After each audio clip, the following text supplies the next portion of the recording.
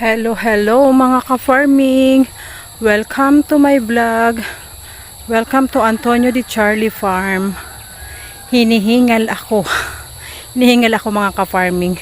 Kasi nagbuhat ako ng 2 timba na tinunaw na fertilizer. Ayan si Papa oh. Nag-spray ng Scorpio brand na pang-alis or pang-patay ng mga kulisap. Ayan, ako naman yung magdidilig ng fertilizer. 1 cup noodles sa bawat puno. So, patapusin muna natin si Papa mag-spray. Tapos na siya dyan sa sitaw. So, today is Sunday afternoon. Tuesday, pwede na tayong mag-harvest ng sitaw. Na marami na yan na magkakasabay. Ayan. Hintayin natin na matapos si Papa mag-spray bago ako magdilig. Hinihingal ako. Hinihingal. May distansya kasi yung andun yung poso namin oh. Yang puno na yan. Natatanaw nyo yung puno. Ayan. Ayang puno na yan ng mangga. Nandyan ang poso. Oh, ayan. Distansya din yung linakad ko para buhatin ito. So, meron pa nga isang balde doon. 1 timba na tinunaw na complete fertilizer. So, ayan si Mama ang naglinis nito. 2 days, 3 days. Si Papa yung nag-asarol, si Mama yung sa puno. So, hindi kaya na 1 or 2 lang. Tulong-tulong talaga. Gaya niyang sa ngayon, si Papa na yung nag-i-spray kasi hindi naman namin kaya yan. Pero someday pag-aaralan ko. And ako yung mag-apply ng fertilizer. So, ayan. And next week, marami na tayong i-harvest kasi yung mga siling green, siling pangsigang ay nagbunga na rin. And syempre, itong sitaw at si upo and humahabol na rin ang pipino, nagbunga na rin. So, next week ay mag-start tayo. Start tayo sa pag-harvest. Hiningal talaga. So, ayan.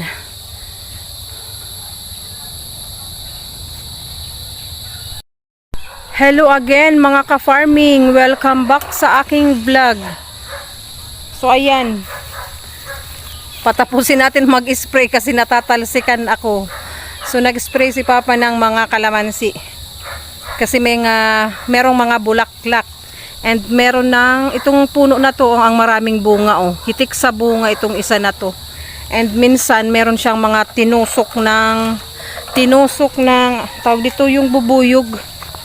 So, ayan, tumawid na si Papa doon sa upo. Upong bilog.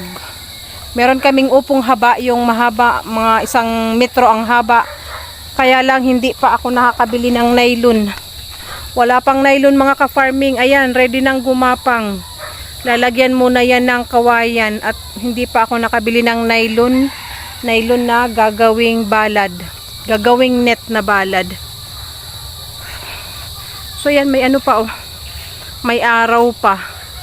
Ayan, pa sunset na. Ayan ang Mount Isarug. Diyan yung sunset.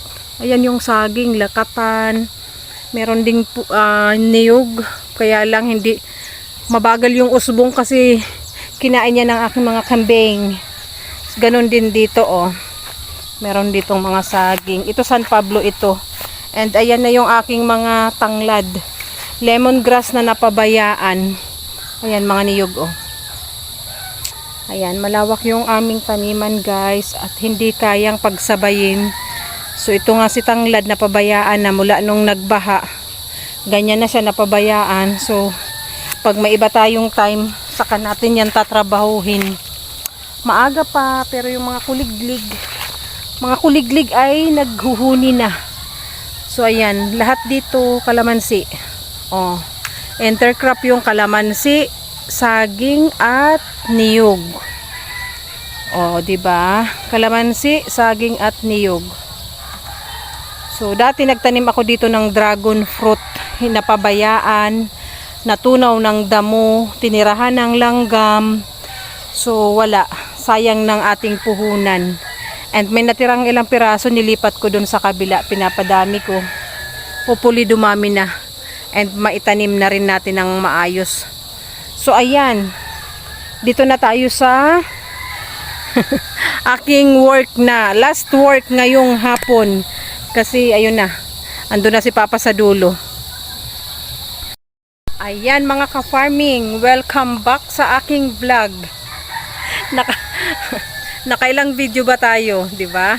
Galing sa Sunday today, pero sabi ko magre-rest ako kasi rest day ang Sunday.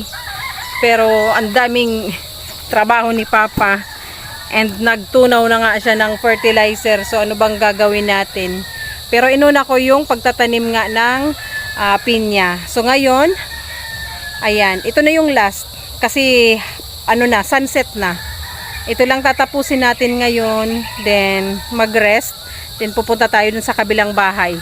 Sa bahay ng aking kapatid, doon naman kami magdi-dinner ng aking anak na si Ate Nikki. So tara, samahan nyo na akong magdilig ng fertilizer dito sa aking likod. Ayan, 3 lines na okra. Ito yung second batch. Ang third batch andon, hindi pa nalilinisan. Katabi ng ceiling green, hindi pa nalilinisan. So pag nalinisan, saka tayo mag-apply ng fertilizer. For now, dito muna tayo mga ka-farming.